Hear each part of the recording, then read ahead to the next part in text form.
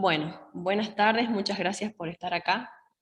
Venimos hoy a hablar de la tuberculosis y cuando me preguntan qué título le iba a poner, decidí poner este título porque muchas veces nos preguntan, cuando decimos dónde trabajamos, si es que hay todavía tuberculosis. Y la verdad es que sí, es que hay mucha, sobre todo en esta provincia. Ya vamos a ver los números, que están bastante en rojos.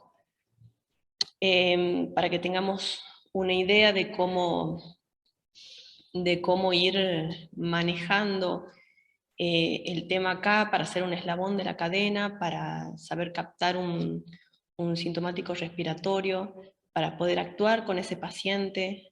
Bueno, en cuanto a números, se calcula que la tercera parte de la población está infectada con el bacilo de la tuberculosis. De 1 de cada 10 personas infectadas enferman. Y esta patología es la segunda principal causa de muerte por enfermedades infecciosas en el mundo. Entonces, es un tema para tomar en serio, para tratar de actuar con esto, con lo que podamos. A ver, voy a ir corriendo a la ventana porque no se ve. Estos son datos del 2020. Acá nos ubica a Salta a la cabeza. Estos son tasa de notificación de casos de tuberculosis cada 100.000 habitantes.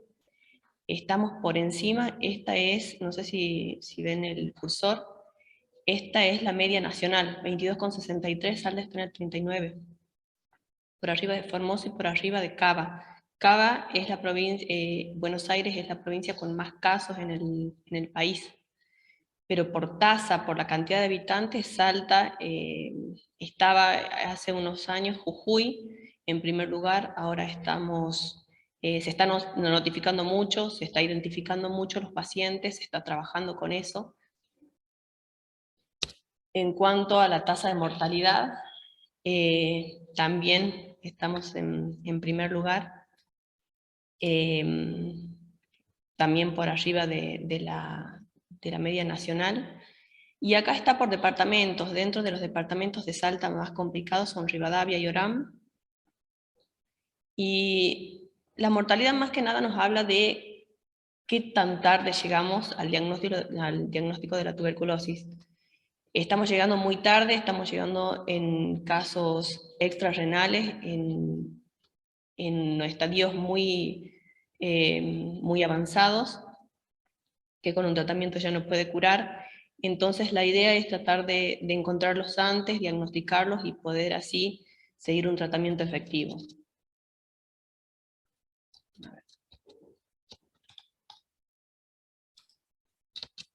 Bueno, comenzando, ¿qué es la tuberculosis? Es una enfermedad infecciosa granulomatosa crónica producida por Mycobacterium tuberculosis. Y vamos a hablar generalidades y vamos a hablar un poquitito de las más importantes. Son bacilos aerobios, inmóviles no esporulados, forman filamentos no ramificados, y la pared celular es rica en lípidos y ácidos micólicos. Esto es importante porque es el que le confiere la capacidad de ácido alcohol resistencia que tiene, y lo que hace que podamos colorearlo con la coloración de Ciel-Nielsen e identificarlos. Además, después nos va a servir para una prueba que nos hace identificar como complejo Mycobacterium tuberculosis y diferenciarlo de micobacterias ambientales o no tuberculosas. Crecen lentamente, una desventaja porque al ser el cultivo el más sensible, el más específico, es el gold estándar. Nosotros los cultivos los leemos a los 20, a los 30 y a los 60 días. Entonces llegar con un diagnóstico a los 60 días de un cultivo ya es llegar bastante tarde en algunos casos, que son bastante graves. Aproximadamente 150 especies de micobacterias. Bueno, esta clasificación de Ranjon, que los divide en tres tipos. Complejo Mycobacterium tuberculosis, que nosotros cuando identificamos este género directamente como complejo, que engloba al Mycobacterium tuberculosis, al Bovis africanum, que no tuvimos ningún aislamiento, bacilos de la BCG. El de la lepra, que no lo vamos a ver en este caso, Y las micobacterias ambientales atípicas, saprófitas o no tuberculosas, que sería lo ideal nombrarlas así no tuberculosas, porque vamos a ver más adelante que pueden producir patologías, pero no una tuberculosis. En determinados pacientes, como por ejemplo HIV positivos, que tienen un recuento de linfocitos bajo, producen bacterias que están en el ambiente, infecciones llamadas micobacteriosis, y que hay que diferenciarlas. Estas micobacterias no van a producir una patología en un paciente inmunocompetente, por ejemplo. Bueno, en cuanto a la transmisión, el reservorio de la TBC es el hombre. Acá vamos a tener que diferenciar al paciente infectado y al enfermo. El paciente infectado no transmite la tuberculosis, la tiene, la encapsula, la tiene latente y puede vivir una vida normal, y así es como estamos infectados muchos de la población. El paciente enfermo, es decir, el que transmite a través de la tos, de la saliva, al hablar, al reírse, este es el que transmite el bacilo porque se le llama bacilífero. Emite a través de la saliva, de la respiración, emite bacilos y puede diseminarlo. El riesgo de la infección es relativo y se relaciona con la localización, si es pulmonar o extrapulmonar. La tuberculosis pulmonar puede transmitir, puede contagiar, la extrapulmonar no. La carga bacilar no es lo mismo tener una baciloscopía negativa que una baciloscopía 3 cruces con 50 bacilos por campo. Ese paciente contagia y muchísimo. La duración y frecuencia del contacto con la persona enferma no es lo mismo hablar que estar en contacto, convivir o trabajar en un lugar cerrado todos los días más de 5 horas. El contacto no es el mismo, se los estudia de diferente forma, se los considera de diferente forma. Y las condiciones del individuo expuesto. Siempre un paciente un inmunodeprimido va a ser mucho más susceptible a enfermarse, mucho más que un paciente inmunocompetente que puede resolverlo, encapsularlo y no enfermarse. De los contactos bacilíferos, el 50% podría infectarse, es decir, de un paciente que le encontramos en una baciloscopía, bacilos. Ahora, en una baciloscopía negativa, un enfermo con baciloscopía negativa, solo el 6 va a enfermar. Es muy bajo. Bueno, y la mayoría de las personas que infectan con el bacilo no desarrollarán enfermedad. Entre los que van a enfermar, el 80% va a mostrar síntomas o enfermar dentro de los 2 años posteriores a la primera infección, es decir, al contacto cuando el paciente estaba enfermo. Por eso es que a los contactos del paciente bacilífero se le estudia durante 2 años, a lo largo de 2 años, con placa, con otros estudios. Se les hace seguimiento. Es muy poco probable que después de estos 2 años se enferme. Bueno, cuando decíamos que teníamos que ser actores en esto, porque somos personal de salud y nos corresponde, nos compete, tenemos que estar atentos, abrir los ojos, porque tal vez con algo, con muy poco que hagamos, podemos identificar a los pacientes y podemos hacer que ese paciente comience con un tratamiento temprano, rápido y efectivo. Bueno, dentro de la tuberculosis, la pulmonar es la más contagiosa, representa alrededor del 80 a 85% de los casos, y los síntomas son, a estar muy atentos con esto, tos con expectoración por más de 15 días. O sea, un paciente que nos dice que está con una tos productiva con más de 2 semanas o más, hay que estar atentos porque puede ser una tuberculosis. Hemoptisis, muy característico del paciente con TBC. Dificultad para respirar, pérdida de peso, astenia, anorexia, fiebre, sudoración nocturna y cansancio. Los pacientes que llegan, que son bacilíferos contagiosos, estas características son marcadas. Tenemos que estar atentos para poder reconocerlas. A veces nos pasa en las guardias, por ejemplo, que llegan con un esputo o con un pedido de rutina, no saben lo que tiene, y cuando uno se le pregunta, tiene tos hace más de 2 semanas. Entonces nada, es darle un frasco de orina, decirle cómo toma la muestra y recuperar, evitar perder al paciente en ese momento. Es muy importante. Bueno, en cuanto a tuberculosis extrapulmonar, 15 a 20% de todas las formas de tuberculosis, pero ahora se le está asociando muchísimo a otras patologías y muchísimo al SIDA. Ahora hay un trabajo del programa que está asociando a cada estudio de tuberculosis o diagnóstico de tuberculosis un test de HIV y a todos los pacientes HIV positivos que tengan un estudio TBC. Las formas más frecuentes en nuestro país de las extrapulmonares son pleurales y ganglionares y en menor medida osteoarticulares, genitourinarias, gastrointestinales. Pueden estar en cualquier lado, hemos aislado hasta en médula ósea. Los síntomas van a ser similares, pérdida de peso, fiebre, mucha fiebre, no tanto síntomas respiratorios, pero sí asociado, además sumado a los síntomas que acabamos de nombrar, asociado a los síntomas específicos de la localización que presenta la tuberculosis, ya sea renal, gastrointestinal. Bueno, las formas extrapulmonares son generalmente pausivacilares, por lo que siempre, siempre las muestras extrapulmonares se cultivan. El cultivo confirma del 20 al 80% de las formas extrapulmonares. Es muy variable, depende de la muestra, depende de la localización que tenga, pero siempre es por cultivo. Es muy difícil que nosotros con la baciloscopía diagnostiquemos una tuberculosis. Además, que si son muestras no estériles, por ejemplo, que ya están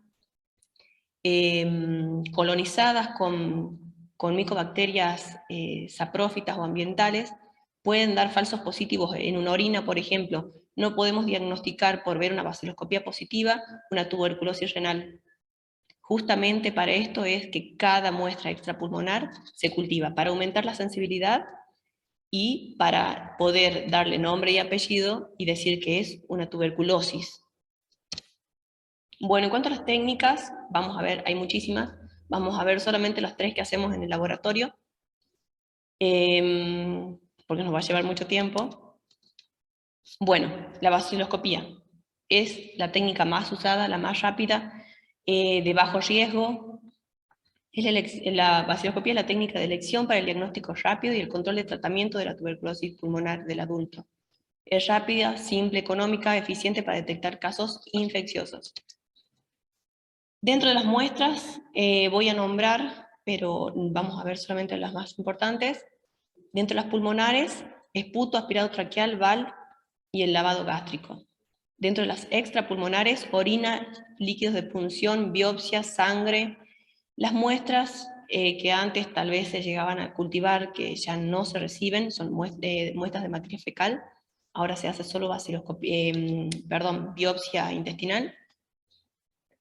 Y sangre menstrual, ahora se hacen raspados. Lo hace el médico, la muestra nos llega al laboratorio, y bueno, de ahí tenemos punciones de absceso, punciones de ganglios, biopsias, médula ósea, tenemos muchísimos tipos de muestras en las que se les puede ocurrir. Esputo. Para obtener resultados confiables no solo es necesario ejercer la técnica correctamente, también es necesario recibir una buena muestra y que sea representativa. Tenemos que indicarle muy claramente al paciente, con palabras que entienda cuál es la muestra que necesitamos tomar.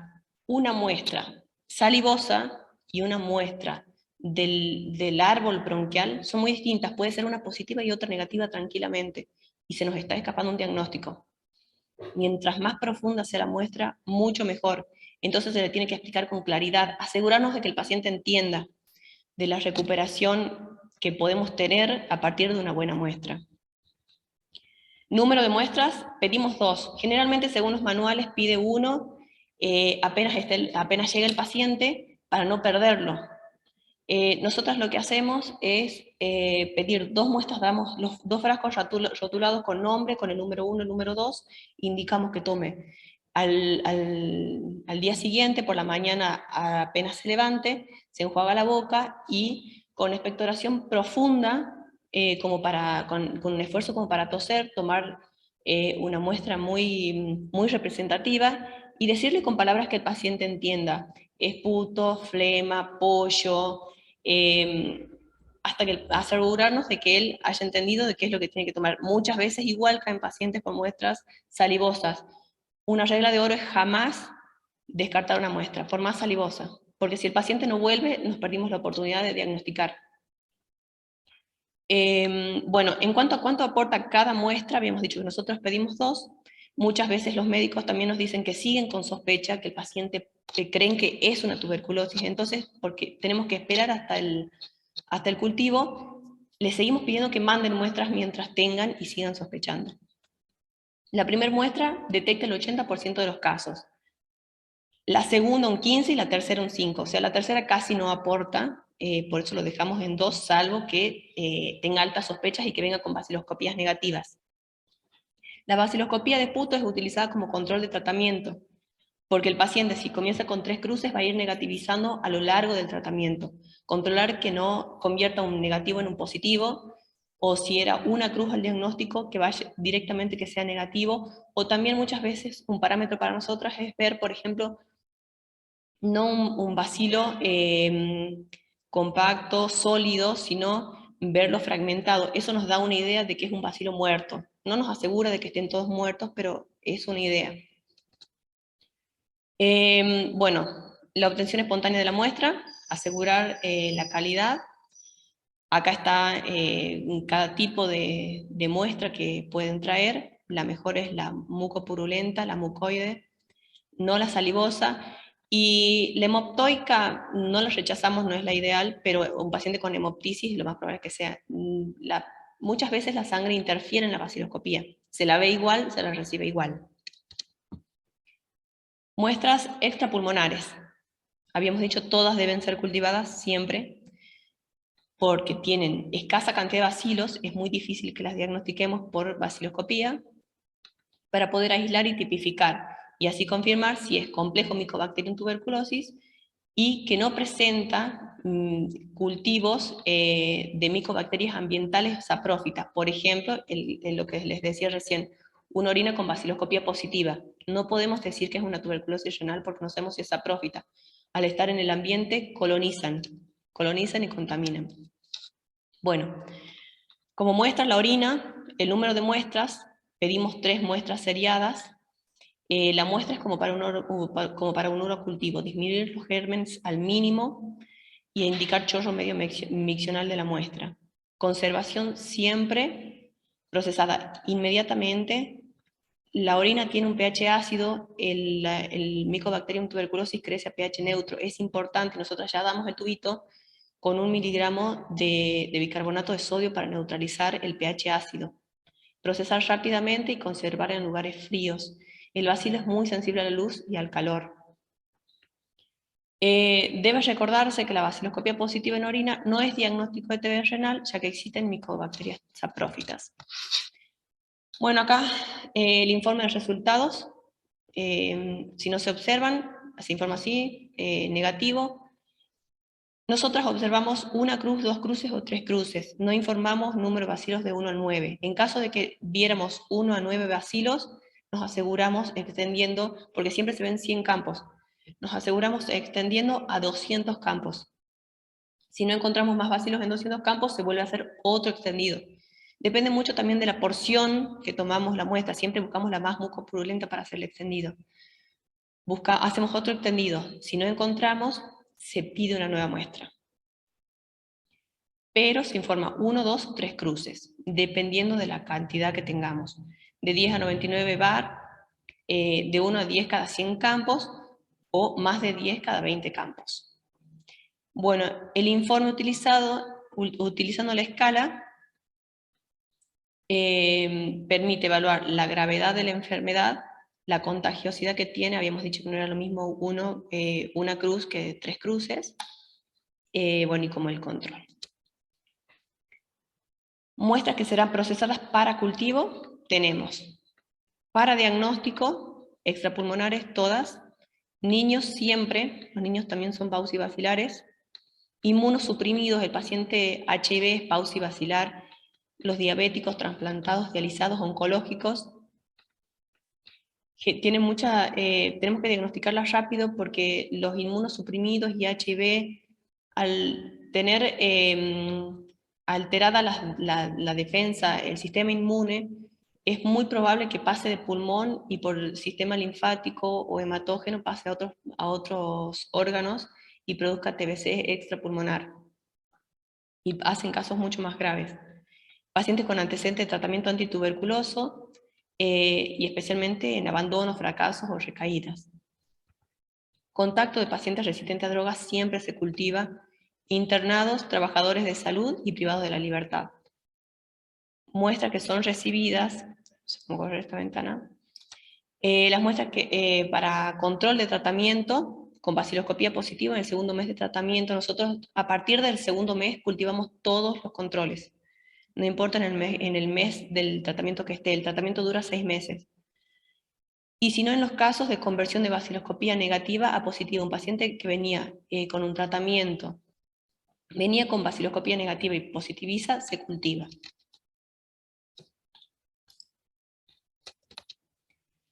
El cultivo, habíamos dicho que es el gol estándar, complementa la baciloscopía, es mucho más sensible, muchísimo más sensible, pone en evidencia bacilos viables, es decir, nosotros podemos hacer el control de tratamiento si aumentan o disminuye el número de bacilos, pero solo el cultivo nos va a decir si están vivos o muertos.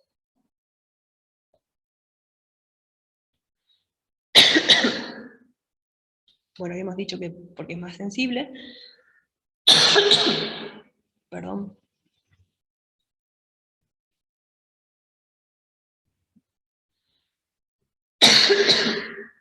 Aislamiento y tipificación, y permite conocer la sensibilidad.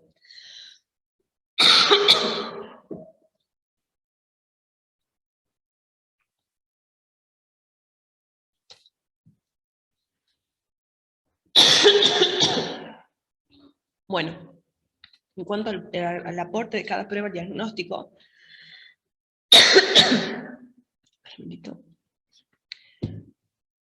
bueno, acá tenemos la tuberculosis infecciosa. Gracias. Tenemos la tuberculosis pulmonar infecciosa, es decir, la que está emitiendo en este momento el bacilo. Principalmente se diagnostica por baciloscopía. Y en mucho menor medida por cultivo. La tuberculosis pulmonar con cultivo positivo, acá vemos la proporción de lo que aporta la baciloscopía y de lo que aporta el cultivo.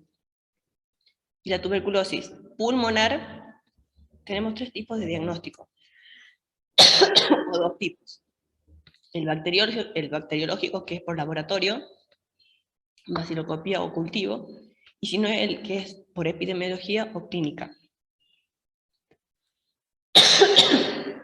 Es decir, da una bacteriología negativa, el médico tiene alta sospecha, tiene una placa que les da indicio de que es una tuberculosis, por ejemplo.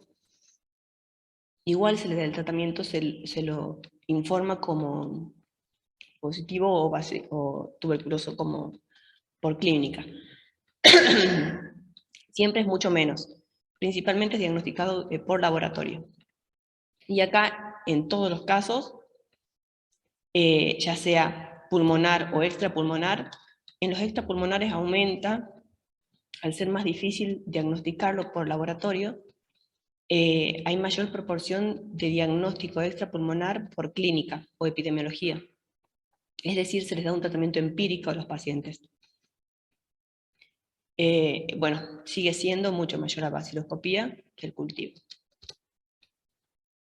En cuanto a la viabilidad del bacilo en muestras de lesión, las micobacterias ambientales pueden resistir mayores condiciones fuera del hospedador, mientras que el complejo Mycobacterium es mucho más sensible.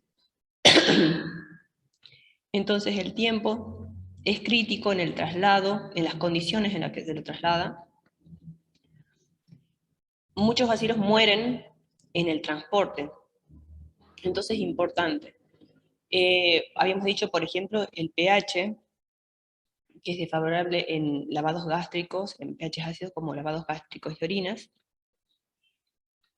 Y acá tenemos que tener en cuenta que El bacilo se divide cada 18 a 24 horas y cualquier germen de 15 a 60 minutos. Nosotros tenemos que tratar de que esa cantidad de germen no llegue a aumentar, no vamos a llegar a ver en el cultivo. Generalmente los cultivos se contaminan cuando hay muchísimo germen, por eso se les pide que no dejen sin refrigeración las muestras, que sean lo más estériles posibles o menos contaminadas en realidad. En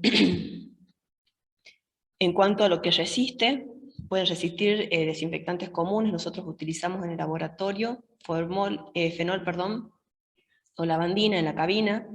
En caso de accidentes o derrames, utilizamos un algodón embebido en fenol. Y acá tenemos que tener cuidado con el formol. Cuando nos llega al laboratorio una muestra de biopsia, por ejemplo, llega para micología, para tuberculosis y anatomía patológica. Tener en cuenta que no sea la muestra que va para anatomía patológica. El formol lo va a matar. Llega muerto el bacilo, no crece en el cultivo.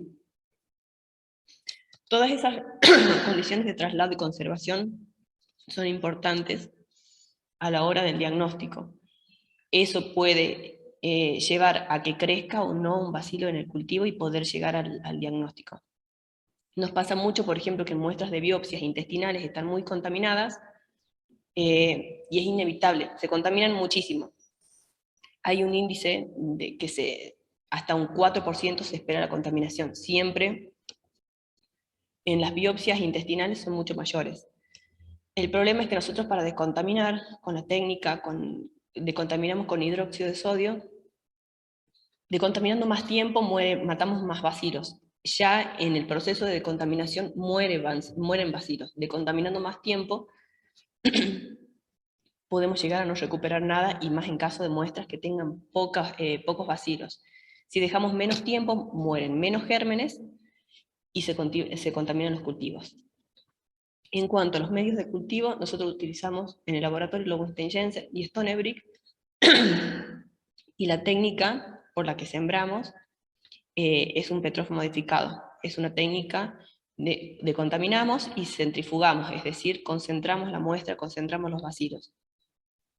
Acá para diferenciar, siempre sembramos en 2 tubos, 2 de cada uno, porque nos sirve para diferenciación.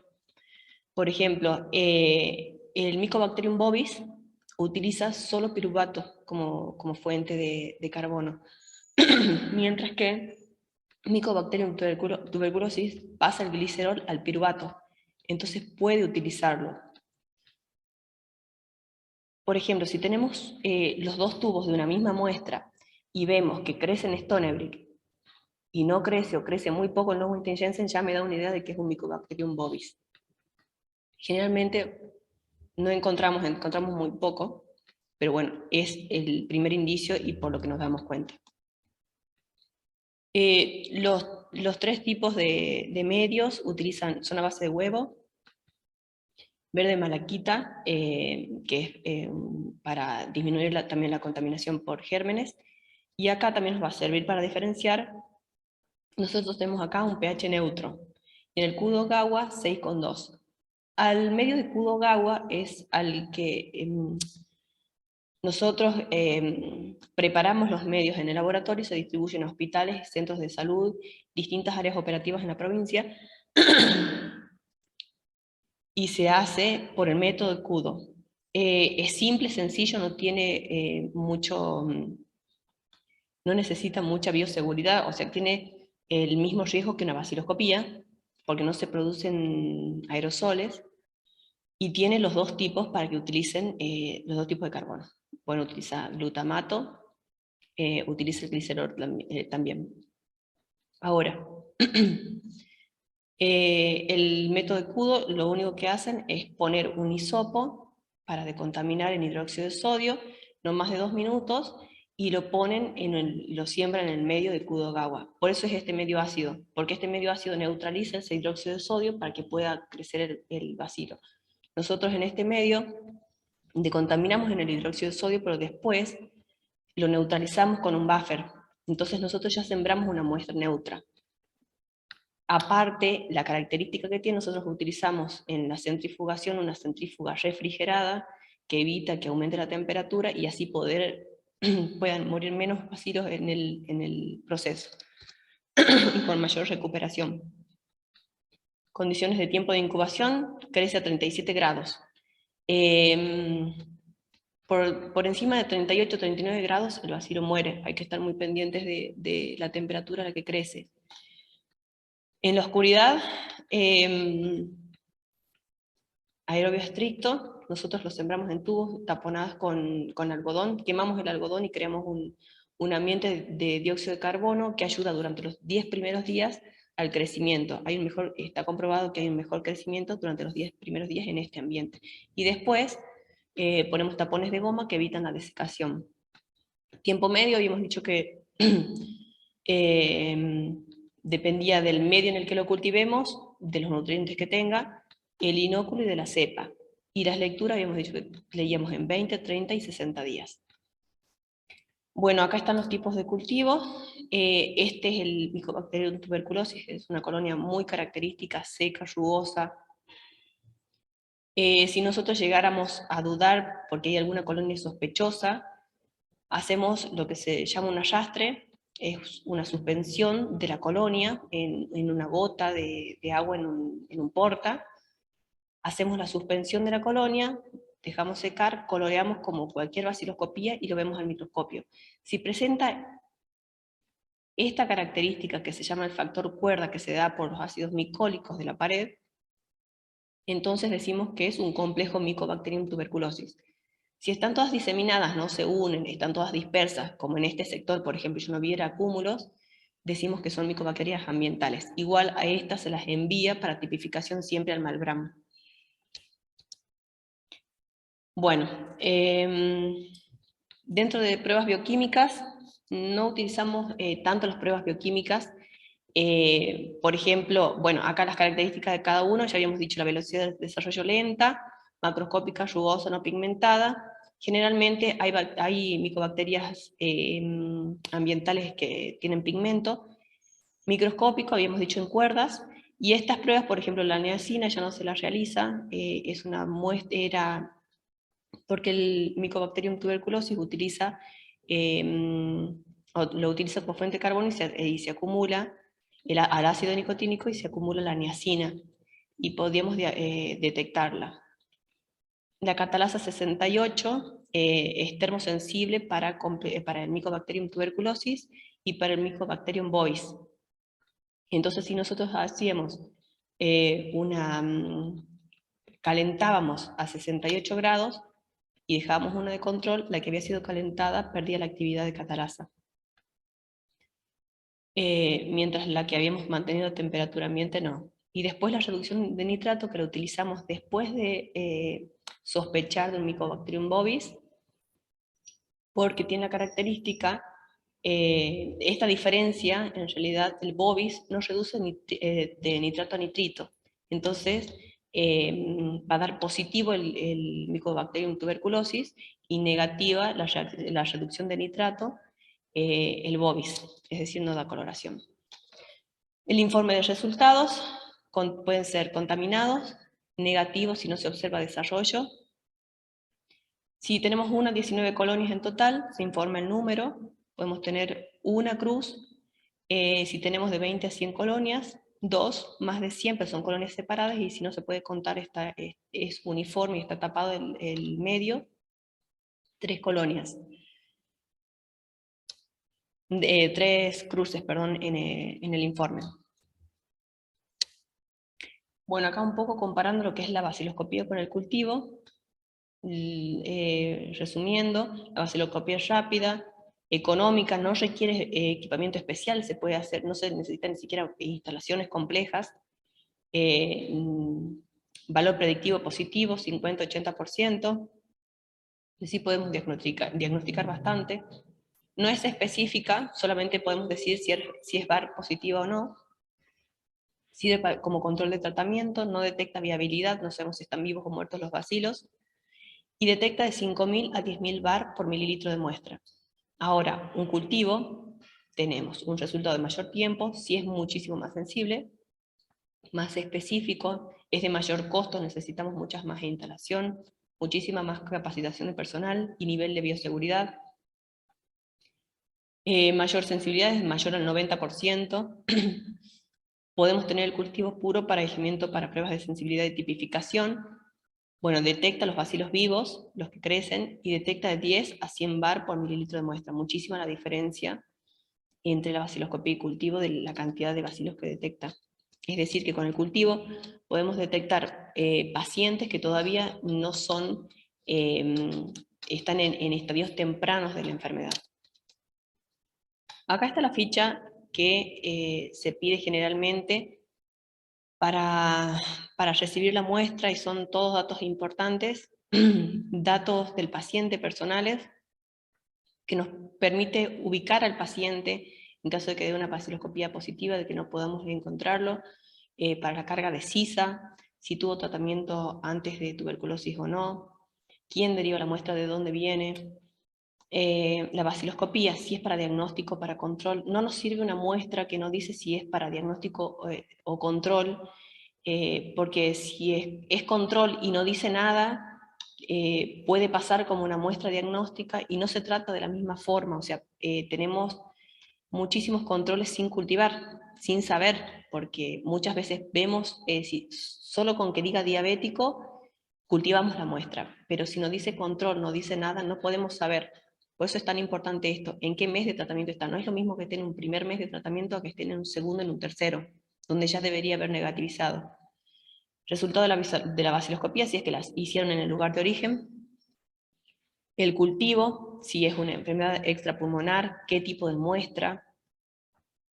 Y acá para cultivo y prueba de sensibilidad, si es abandono, fracaso, recaída.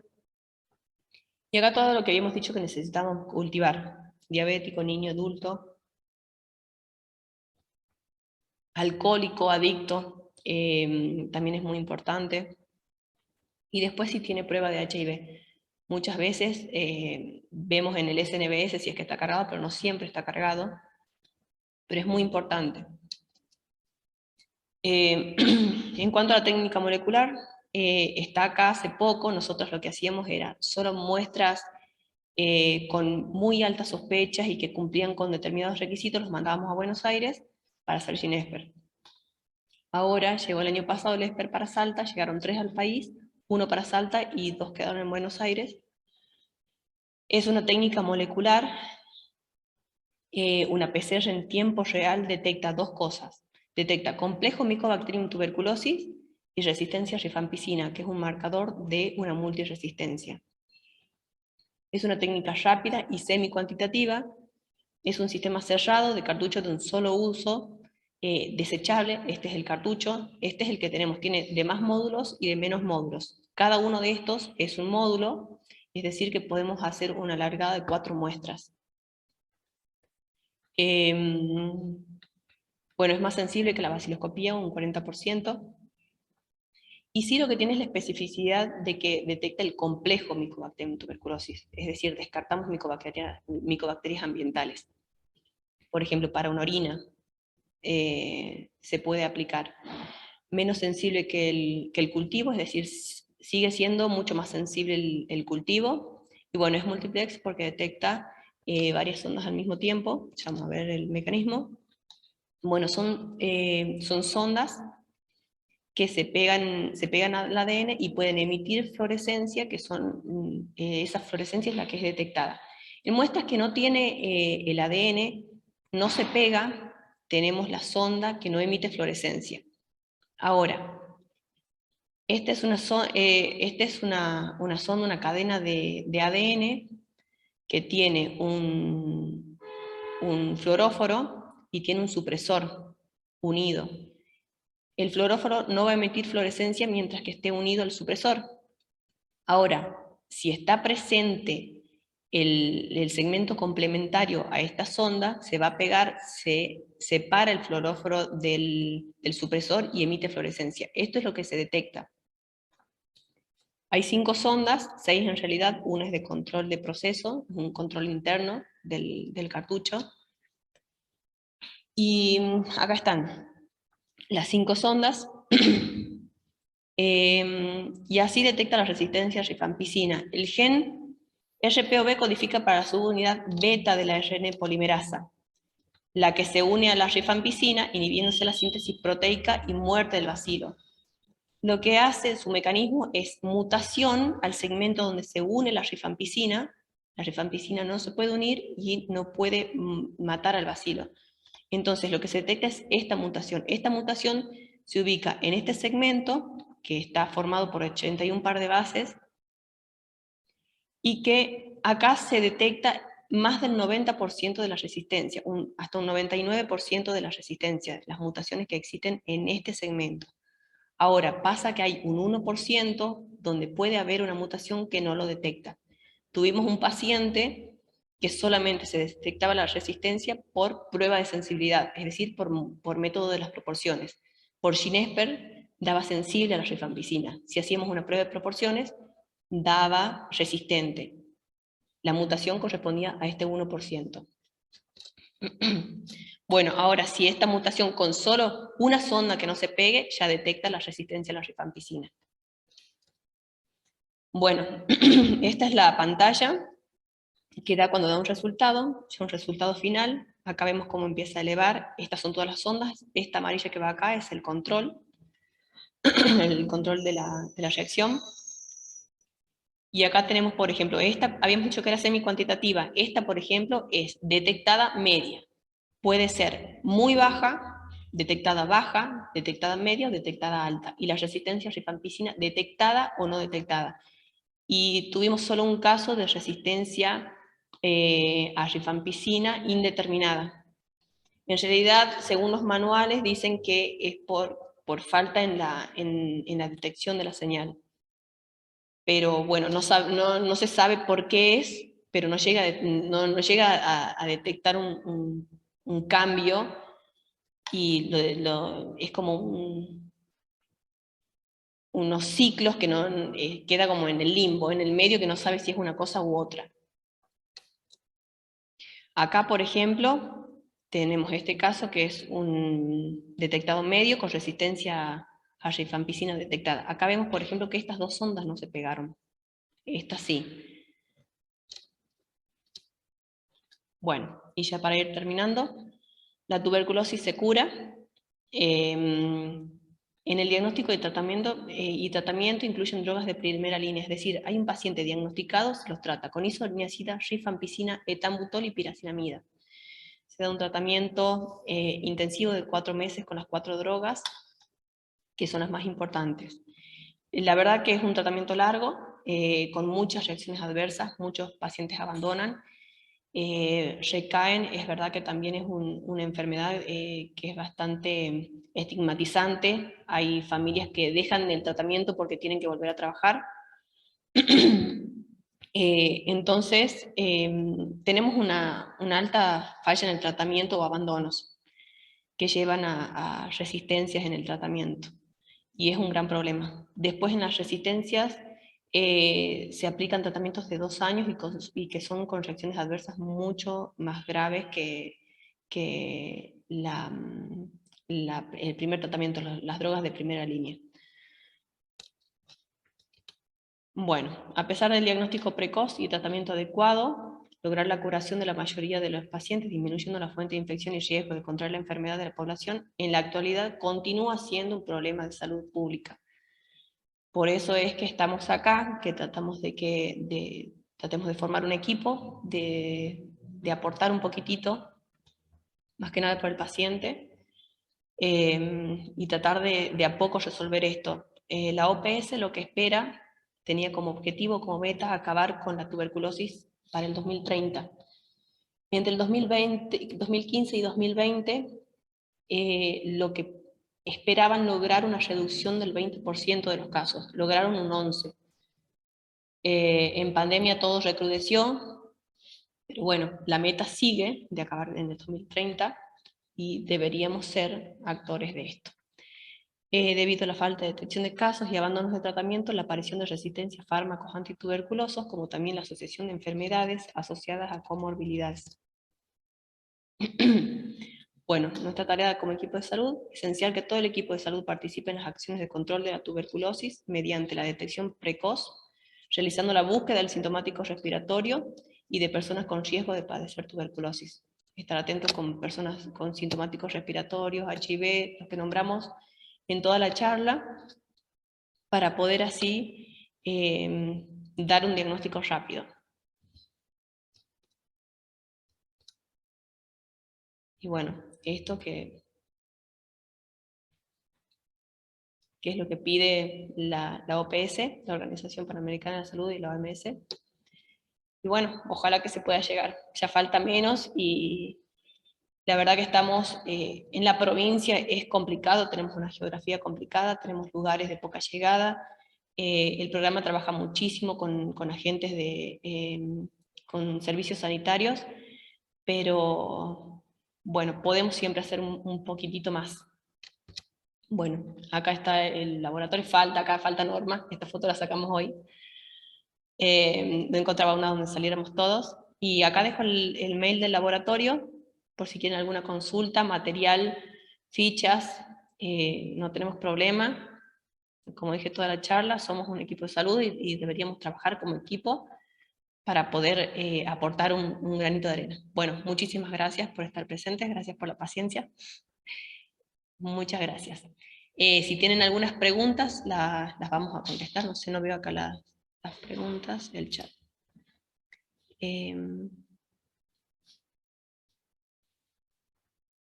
No sé, ¿hay preguntas?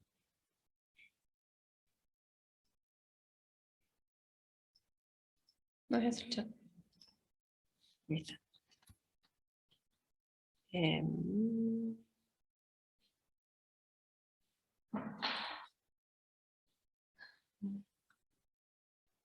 Solo dice fragmentado, no sé cuál es la duda.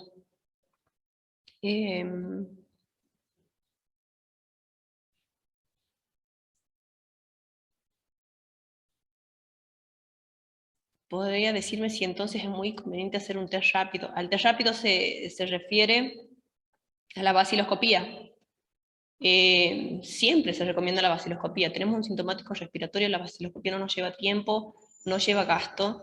Si no tienen experiencia en cómo ver una vaciloscopía, lo mandan al paciente por laboratorio o al hospital. Trabajamos en red con hospitales de acá de Capital, del interior, y siempre, y como les digo, o un mail, ya coordinamos nosotros el envío. Lo importante es captar al paciente. No sé si eso es a la prueba rápida o se refiere al Ginesper. Al Ginesper tiene un alto costo. Lo que estamos haciendo es hacerle el Ginesper a muestras, bueno, extrapulmonares, muestras de niños, HIV, reumatológicos, que tengan algún factor de riesgo, contactos de resistente o alguna zona que tenga un alto número de resistencia.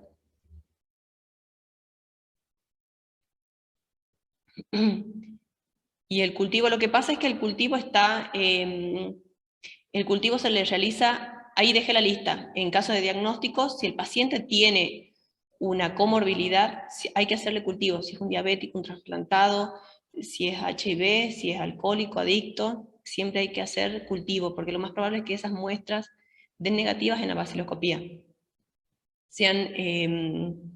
Tenga una baja carga de bacilos, o por ejemplo en el caso de un HIV pueda tener una micobacteriosis. ¿Hicieron alguna comparación?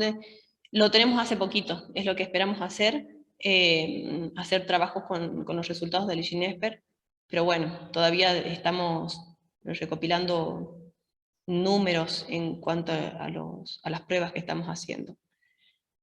La PCR no reemplaza el cultivo porque no sé si es una pregunta. La PCR no reemplaza el cultivo porque es menos sensible. Una PCR negativa no descarta TB. Debe pedirse cultivo. Algo que están respondiendo. Se sigue utilizando la PPD. La PPD no se está utilizando, la estamos poniendo en pacientes, más que nada en pacientes reumatológicos que están recibiendo medicación biológica que los inmunodeprime, y al estar en zona endémica lo más probable es que el paciente esté infectado. Entonces, o pacientes HIV, por ejemplo, que no, lo que hacemos es que no haya un viraje de negativo a positivo. los pacientes que reciben tratamiento biológico, para renovar la medicación les piden una PPD negativa. Si les da una PPD positiva, les dan tratamiento empírico. También, por ejemplo, viajes al exterior les piden sí o sí PPD, por ejemplo, para ir a otros países.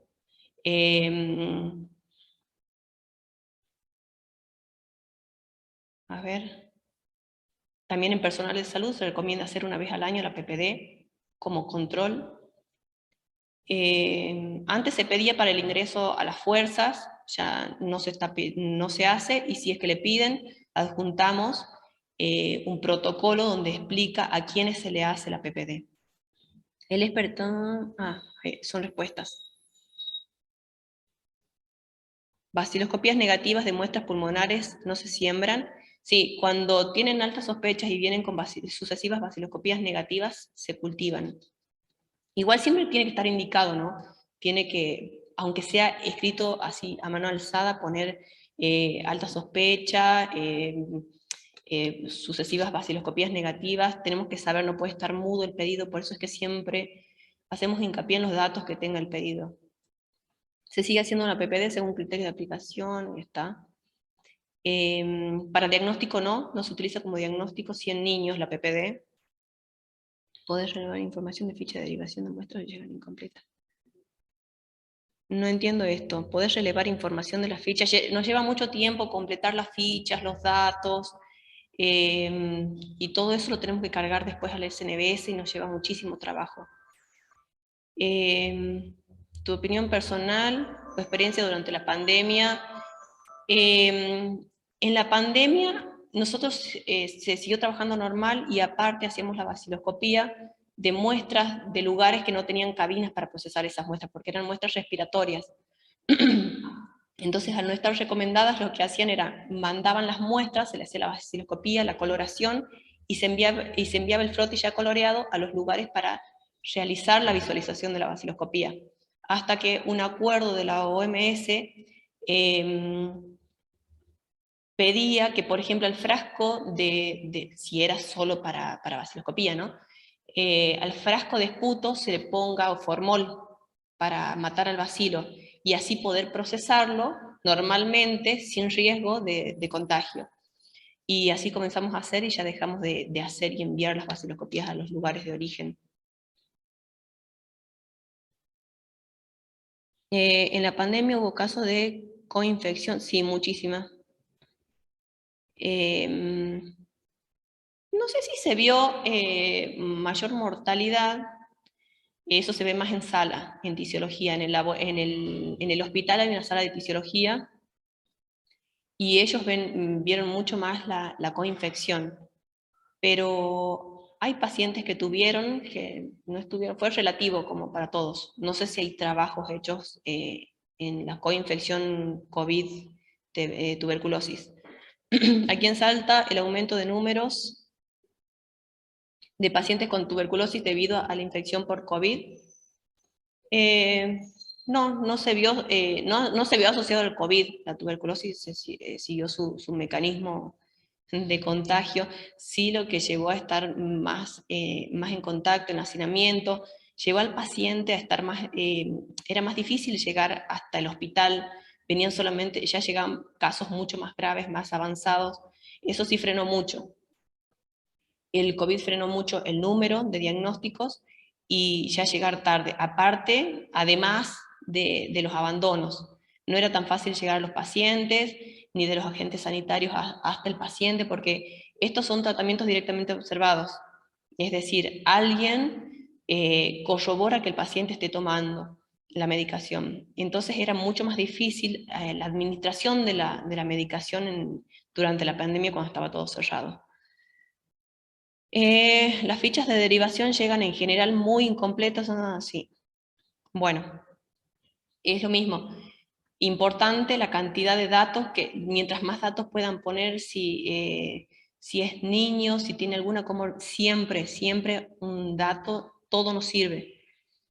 Muchas veces llegan planillas incompletas que no sabemos si es contacto resistente o contacto de un sensible, si es control, si es diagnóstico.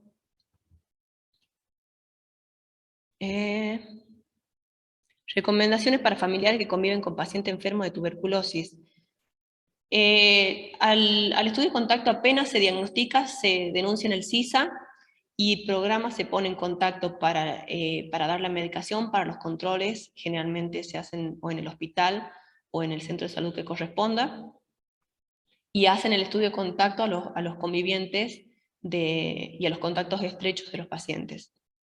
Se les hace el seguimiento completo.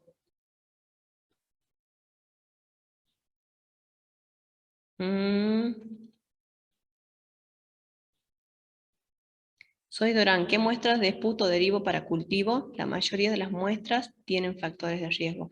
Si tienen factores de riesgo, se envían con los factores de riesgo que nombramos y que estén perfectamente indicados en la muestra. Entonces, si sabemos que es un paciente diabético, nosotros directamente es una muestra para cultivar. Ni hablar si es HIV, directamente le hacemos Ginesper, por ejemplo. Si es contacto resistente, directamente de Ginesper para ver si tiene resistencia a rifampicina. Bueno, no sé si hay alguna otra pregunta o si alguno queda claro.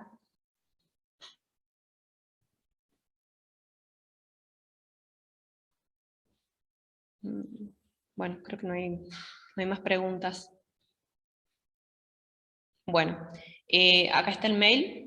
Si tienen alguna otra pregunta, consulta, no duden en escribir. Muchos tienen los números de celulares, nos manejamos mucho por números de celular, por mensaje. Muchas veces hasta fotos de los informes que llegan mucho más rápido. Y bueno, creo que es la clave de acortar distancias de una u otra forma. Creando grupos, WhatsApp, creo que tenemos a favor también eso, la medicina para tratamiento la facilita el Estado, sí. Apenas se contactan, es un, un tratamiento que lo pide programa y que se da gratuitamente. También el de segunda línea en caso de resistencia. Pero bueno, son drogas, ya las de segunda línea son mucho más difíciles de conseguir, son muchísimo más caras. Así que es importante por eso el tratamiento temprano y adecuado.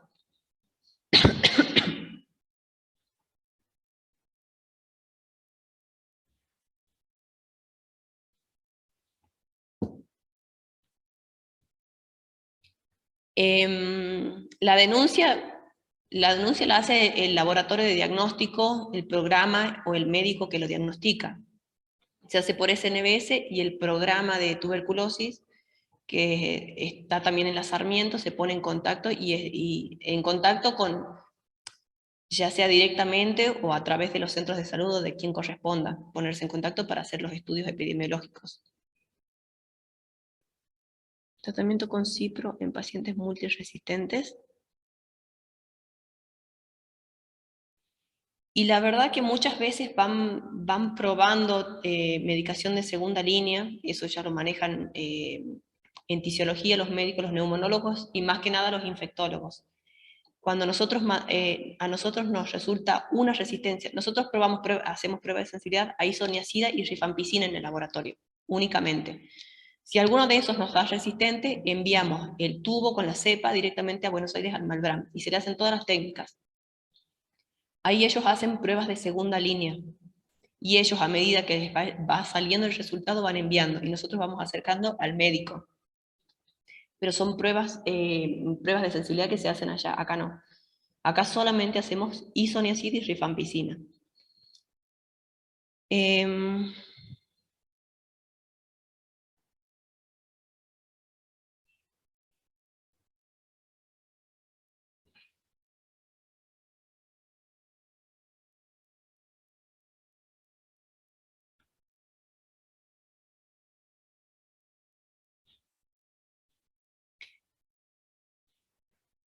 A ver, acá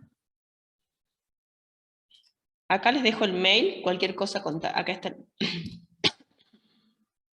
el mail.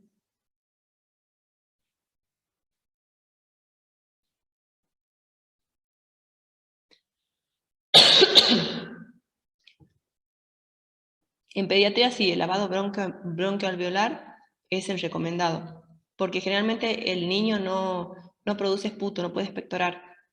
Entonces se les hace lavado bronquialveolar. Siempre tener en cuenta la conservación del lavado. Directamente se le inicia el tratamiento, y ya el tratamiento por contacto lo manejan los médicos de programa. Los médicos de programa o los médicos que siguen a los positivos, a los pacientes con tuberculosis. ¿Cómo debe recolectar la muestra el paciente? Sobre todo si en el campo no tienen heladera para refrigerar el primer frasco de muestra. Muchas gracias. Siempre se recomienda, bueno, cuando no tienen heladera, decir que tiene que ser en un lugar oscuro. Es preferible que lo tapen con algo, con un papel, y que sea un lugar fresco. Es sensible al calor, entonces tiene que protegerse de la luz y del calor. Mientras que sea un lugar fresco y sea un lugar oscuro, no hay problema. Igual tiene que ser enviado cuanto antes y no dejar pasar mucho tiempo. Por esto que decíamos de que es una muestra no estéril, está colonizado por bacterias, muy probablemente colonizantes saprófitas o ambientales, y más en el caso de adultos por los alimentos o que coquean. Un lavado gástrico en un adulto no tiene la misma significancia que en un recién nacido o un lactante. Un lactante que no se alimenta, un lavado gástrico positivo, y se lo medica inmediatamente, lo más probable es, o sea, es Mycobacterium tuberculosis, no tiene por qué ser un ambiental. Igual se lo cultiva siempre, pero digo, en los lavados gástricos de adulto siempre va a ser, siempre va a ser cultivado para diferenciar. Para las muestras de lavado gástrico, ¿cuántas muestras es lo ideal? Y las que tengan, al ser poco sensible, porque son muestras muy diluidas con poco bacilos, en baciloscopía es muy difícil que los encontremos. Entonces, si toman 1, 2, 3 veces las muestras y sigue saliendo negativo y siguen con alta sospecha, y se les sigue tomando. Por ejemplo, trabajando con el materno infantil, de ellos recibimos 3 muestras de lavados gástricos y a veces más. En un niño, ¿cuántos BAL se necesitan para búsqueda de VAR en caso de solo hacer tinción? No, si es un niño se lo cultiva, sí o sí se lo cultiva.